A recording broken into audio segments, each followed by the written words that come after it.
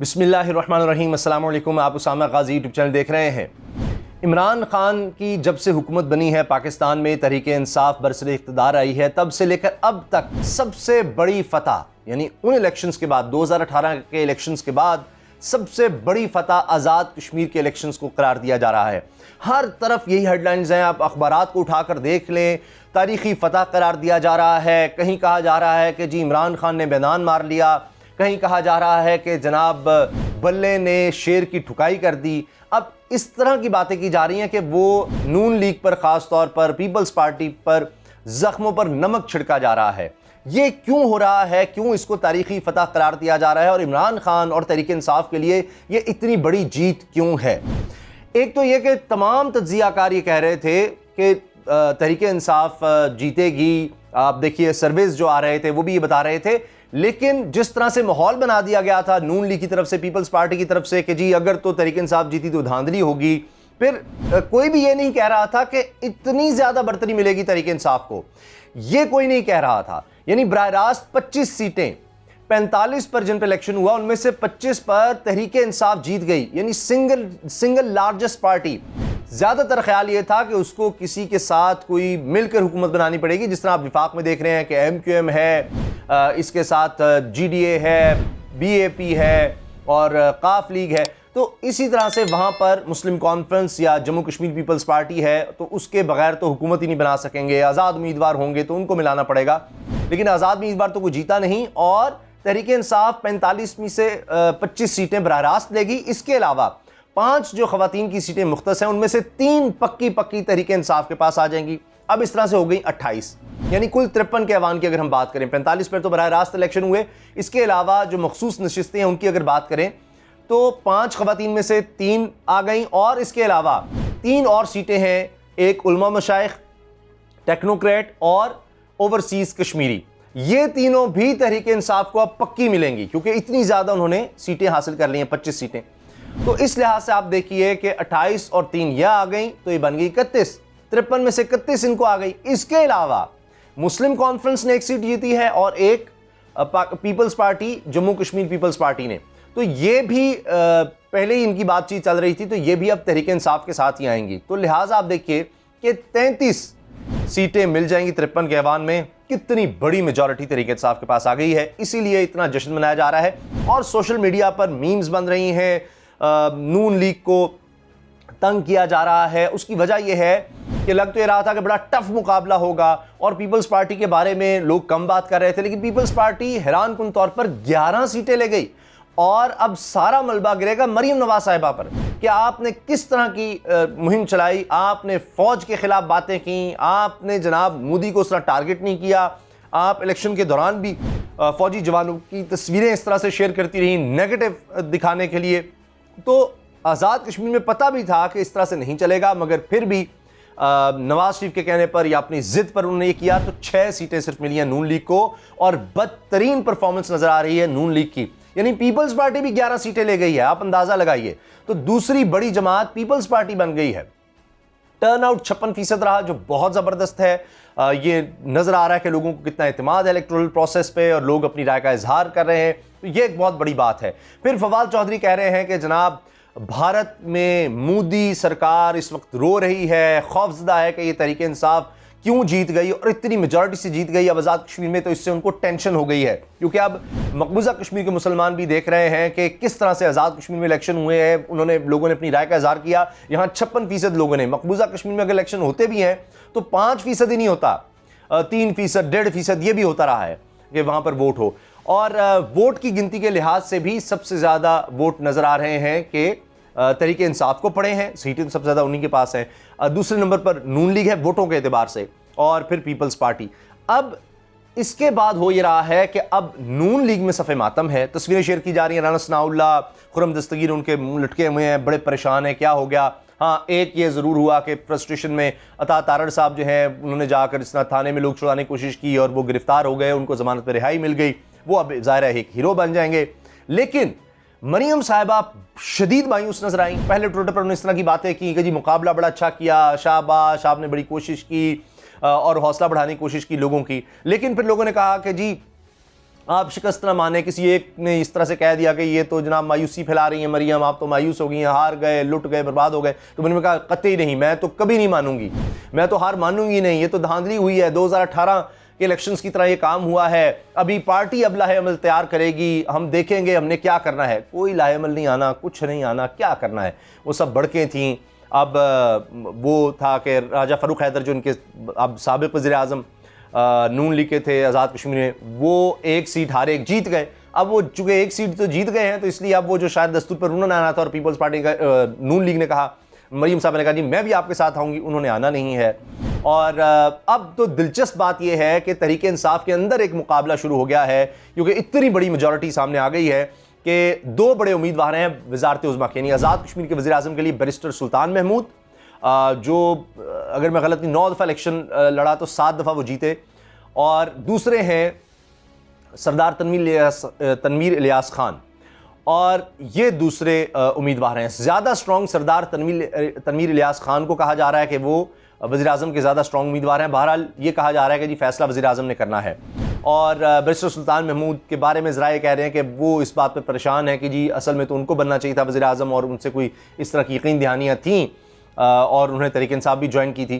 तो अब देखना यह है कि क्या सरदार तनवीर इलियास खान बनते हैं या बैरिस्टर सुल्तान महमूद। यही दो बड़े नाम सामने आ रहे हैं।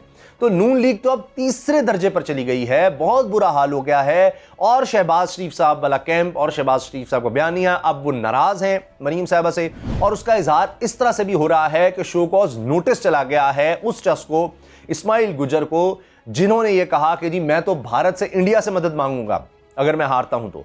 अब उस पर एहसन इकबाल साहब को शो कॉज नोटिस भेजना पड़ा है। अब ये नजर आ रहा है कि ये शहबाज शरीफ साहब के कहने पर हुआ है कि ये क्या कर रहे हो, मजीद बर्बादी क्या करवानी है। पहले ही नवाज शरीफ ने मुलाकात कर ली अब्दुल्ला मुहिब से, नेशनल सिक्योरिटी एडवाइजर से, जो पाकिस्तान को गलीज गंदी गालियां देता है, ऐन वक्त पर कश्मीर के इलेक्शन पर मुलाकात की। अब मरियम इसको दोबारा ना हीरो बना दे जिस तरह जावेद लतीफ को बनाया था, उससे शहबाज शरीफ नाराज है कि उसने कहा जी मरियम कुछ हुआ तो हम पाकिस्तान जिंदाबाद नहीं, यानी खुदा न खास्ता पाकिस्तान मुर्दाबाद, हमें पाकिस्तान नहीं चाहिए, हम ये नारे लगाएंगे। तो अब उसी तर्ज पर उन्होंने कहा जी वो हीरो बन गए थे, तो जाहिर है इस्माइल गुजर ने भी सोचा होगा बेचारे ने कि जी मैं भी हीरो बनूंगा मियां जावेद लतीफ की तरह, उन्होंने भी इस तरह की बात कर दी। तो अब शहबाज शरीफ साहब गुस्से में है कि बिल्कुल ही बर्बाद कराओगे पार्टी को, आगे कुछ नहीं रहा। और ये बात सबको पता है कि मरियम औरंगजेब साहबा ने 2 शेड्यूल जारी किए थे, एक मरियम का, मरियम भी जाएंगी, शहबाज शरीफ जाएंगे। शहबाज शरीफ चाहते थे मरियम ना जाए, आज़ाद कश्मीर में वो कैंपेन ना करें, लेकिन नवाज शरीफ ने कहा नहीं मरियम तो जाएगी जाएगी, तुम भी साथ जाओ। शहबाज शरीफ पीछे हट गए और उनका शेड्यूल जो जारी हुआ था मरियम औरंगजेब साहबा को फिर फौरी तौर पर वापस लेना पड़ा। तो शहबाज शरीफ गए ही नहीं कैंपेन पर, ताकि जो भी मलबा गिरना है वो मरियम पर गिरे। अब सारी पार्टी को नजर आ गया मरियम ने पार्टी को डुबो कर रख दिया, बर्बाद करके रख दिया है।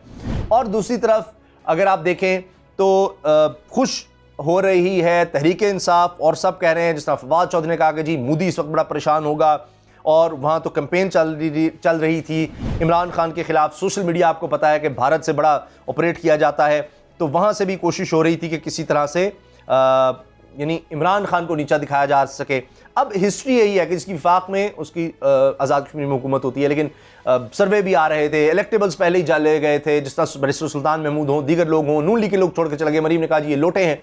तो ये सब कुछ होता रहा, मगर उसके बावजूद एक तो इमरान खान साहब ने जो वहाँ पर आज़ाद कश्मीर के लोगों को ये तक इतना यानी बड़ा स्टेटमेंट दे दिया कि जी अक़वाम मुत्तहिदा करारदादों के मुताबिक जब मसला हल हो जाएगा तो फिर आईने पाकिस्तान के मुताबिक हम आपको एक दफ़ा फिर यह हक देंगे कि आप फैसला करें, पाकिस्तान के साथ रहना है आज़ाद। तो ये इतना बड़ा दिल करना और फिर वहाँ जाकर डेवलपमेंट की बातें करना, ये सब था। और बैरिस्टर सुल्तान महमूद का कहना है कि एक तो इमरान खान का विजन, इमरान खान का करिश्मा, और दूसरी चीज़ ये थी कि नून लीग जो 5 साल डिलीवर नहीं कर सकी आज़ाद कश्मीर में, उसने कोई काम नहीं किया, उसका गुस्सा लोगों ने निकाल रहा है। किसी हद तक उनकी बात दुरुस्त लग रही है कि सब ये कह रहे थे कि दूसरी जमात तो कम से कम होगी नून लीग, लेकिन वो तो दूसरी नहीं, वो तो बिल्कुल आधे लेवल पर चली गई पीपल्स पार्टी से भी। तो ये बहुत बड़ा अपसेट है। पीपल्स पार्टी कुछ हद तक तो खुश नज़र आ रही है कि जी हमने बड़ा काम किया, लेकिन साथ धांधली का इल्ज़ाम भी लगा रही है। फिर भी बिलावल भुट्टो बड़े खुश नज़र आ रहे हैं कि हम अपोजिशन की जमात, बड़ी जमात बन गए हैं। अच्छा, अब जब मरियम साहिबा ने कहा कि जी मैं तो इलेक्शन मानती नहीं, ये 2018 की तरह मैं इनको नहीं मानती, तो शहबाज गिल ने कहा जी आपके मानने या ना मानने से क्या होता है, आप तो कोई जायदाद भी नहीं मानती थी, फिर बाद में जायदादें भी सारी निकल आईं। तो इसलिए ऐसे ही भी कहा जा रहा है आज़ाद कश्मीर इंतखाबात जो हैं वो रीप्ले है 2018 के इलेक्शन का। इस पर opposition in people's party Noon league कह रही है। अली अमीन गंडापुर साहब, वो चूंकि बड़ी कंट्रोवर्शियल शख्सियत रहे आज़ाद कश्मीर के इलेक्शन में, तो उन्होंने कहा है जी आज़ाद कश्मीर की आवाम ने मोदी के यारों को मुस्तरद कर दिया। तो उनकी अब ये स्टेटमेंट आ गई है। अब देखा यह जा रहा है कि इमरान खान साहब यकीन बड़े खुश हैं, उनका कॉन्फ्रेंस लेवल भी ऊपर चला गया है। और इससे एक जो ज़िमनी इलेक्शंस में हम देखते थे, एक आधे इलेक्शन के बाद ही कहते थे जी ये नाकाम होगी हुकूमत, छोड़कर चली जाए, वो बयानिया तो दब ही गया। अब तो इमरान खान के पास जो 1.5 साल है उसमें बहुत कॉन्फिडेंट नजर आएंगे इतनी बड़ी जीत के साथ, क्योंकि उनके लोगों को भी शायद इसका यकीन नहीं था कि इतनी बड़ी जीत मिल जाएगी। जिस तरह के शेख रशीद ने कहा कि चाहे एक सीट से जीतें हुकूमत तहरीक इंसाफी बनाएगी, तो वो एक्सपेक्ट कर रहे थे कि यानी बहुत ज़्यादा शायद मार्जिन ना हो, लेकिन हुआ क्या कि बहुत मार्जिन से 25 तो बरह रास्त उनके पास सीटें आ गई। तो कुल 45 में से 25 सीटें जीती और एक पर रिजल्ट रोका है जहां पर लड़ाई हुई थी कारकुनों की, पीपल्स पार्टी और तहरीक इंसाफ के, और 2 तहरीक इंसाफ कारकुन उसमें जाँ बाक हो गए थे। अच्छा, अब ये मैंने आपको बता दिया कि जनाब वो भारत से मदद लेने के बयान पर नून लीग ने इस्माइल गुजर को शो कॉज नोटिस जारी कर दिया है। इसका मतलब है कि शहबाज शरीफ गुस्से में है कि जी आपने बयान क्यों दिया, गलत दिया, आपके खिलाफ कार्रवाई होगी, 7 दिन के अंदर आप जवाब दें। तो बेचारा तो था कि मरीम साहबा डीपी पर अब लगाएंगी, मेरी तस्वीर लगाएंगी मियाँ जवेद लतीफ़ की तरह, लेकिन वो तो लेने के देने पड़ गए। तो अब मरीम साहबा जो हैं, लगता है कि उनके मज़ीद बुरे दिन हैं, वो और ज़्यादा पार्टी में उन पर प्रेशर आएगा, दबाव आएगा कि आप जिस तरह पार्टी को धकेल रही हैं 2023 के इलेक्शन में, आप तो इलेक्शन लड़ नहीं सकती, आप और बेड़ा गर्क कर देंगी। तो यानी नून लीग ये ना हो कि अब वो दूसरे नंबर पर है, तो वही बात हो आज़ाद कश्मीर के इलेक्शन वाली कि पीपल्स पार्टी दूसरे पर आ जाए और नून लीग तीसरे पर चली जाए, इतनी बर्बादी ना हो जाए। तो जनाब बिलावल भुट्टो ने भी कहा कि पीटीआई ने आज़ाद कश्मीर इंतखाबात में तशद्दुद धांधली का सहारा लिया। फिर कश्मीर इंतखाबात पीटीआई हुकूमत बनाने की पोजीशन में वाज़े तौर पर आ गई है बड़े आराम से, और एक सिर्फ हल्के के इलेक्शन रुके हैं। बाय लार्ज बड़े अच्छे इलेक्शन रहे, टर्न आउट देखा आपने कि 56% बड़ा ज़बरदस्त रहा। और अब फवाद चौधरी कहते हैं जी कि आज़ाद कश्मीर में कामयाबी अवाम का इमरान खान पर गैर मुतज़लज़ल एतमाद का इजहार है और लोगों ने इमरान खान की सोच को वोट दिया है। मरीम साहबा आज़ाद कश्मीर इंतखाबात नताइज तस्लीम किए ना करूँगी, पहले उन्होंने कहा कि जी बड़ा अच्छा मुकाबला था, पहले मान गई, लेकिन अब वो फिर उन्होंने कहा कि हो ये तो गलती हो गई है, तो ऐसा हम कैसे कह सकते हैं। तो जनाब अब ये मोमेंटम अब लग रहा है कि तहरीक इंसाफ के की तरफ आ गया है, वो ज़िमनी इलेक्शन और सब वो दब गया, ये बहुत बड़ी जीत है। फिर देखिए कि अब तहरीक इंसाफ इस बात पर खुश होगी, अब उनके पास 1.5 साल है, अब उनको मज़ीद कारकर्दगी बेहतर दिखानी है।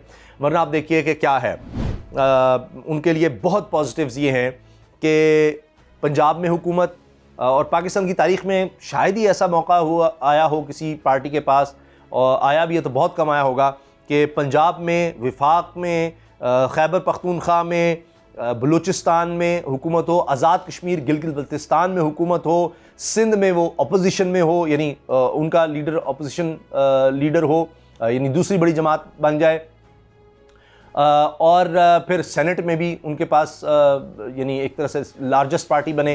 तो ये कम मौके आए हैं। तो तहरीक इंसाफ के पास अब बड़ा ज़बरदस्त मौका है, वक्त कम रह गया है, तो अब उन्होंने डिलीवर कर दिया। तो 2023 के इलेक्शन भी ये आज़ाद कश्मीर इलेक्शन का रीप्ले हो सकते हैं, अगर ये बाकी वक्त में जिस तरह से एहसास प्रोग्राम की बात हो रही है, इकॉनमी की बात हो रही है, आगे ले जाने की, मईशत की बेहतरी की बात हो रही है, CPAC को आगे ले जाने की बात हो रही है, तो रोज़गार अगर बेहतर होता है, लोग अपनी ज़िंदगी में खुशहाली देखते हैं, तो फिर 2023 के इलेक्शन में लगता है कि आज़ाद कश्मीर की तरह ही तहरीक इंसाफ के लिए होंगे, और शायद वो इतनी मेजॉरिटी ले जाए कि उसको किसी और जमात की ज़रूरत ना पड़े। आपकी इस बारे में क्या राय है, कमेंट्स में अपनी राय का इज़हार ज़रूर कीजिएगा। वीडियो अच्छी लगी तो लाइक कर दें ताकि आपकी राय मुझ तक पहुँच सके, और वीडियो को, चैनल को सब्सक्राइब करना मत भूलिएगा, और बेल आइकन पर क्लिक कर दें ताकि हर वीडियो के बारे में आपको बर वक्त पता चल सके। अल्लाह हाफ़िज़।